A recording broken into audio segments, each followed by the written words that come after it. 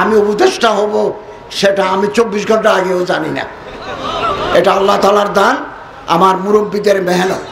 আমি উঠে ওখানে এসেছি, আমি মাগরিবের আগ পর্যন্ত জানি না রাত 8টায় আমার শপথ নিতে হবে।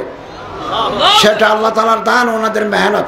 অধ্যক্ষ ইউনূস সাহেবও আমার ফোন করে বললেন যে আপনি সকালে ফ্লাইটে চলে আসেন। এসে মাসুদ ভাইয়ের ওখানে উঠেছি, দুপুরের ভাত খেয়েছি। 1900 ওদিকে যাওয়ার সময় একেবারে বঙ্গভবনে ঢুকে গেছে। একজন মন্ত্রী বা উপদেষ্টা দিয়ে আমাদের কাঙ্ক্ষিত সাফল্য অর্জিত হবে না। পার্লামেন্টের 200 আসন যদি আদর্শিক রাষ্ট্র যারা চান তারা যদি গঠন করতে পারেন, রাষ্ট্রীয় কাঠামোর পরিবর্তন ঘটবে। আমাকে দিয়ে যদি আপনি বলেন শরিয়া আইন নাফেজ করেন, এটা আমার পক্ষে সম্ভব না। আমার তো হাত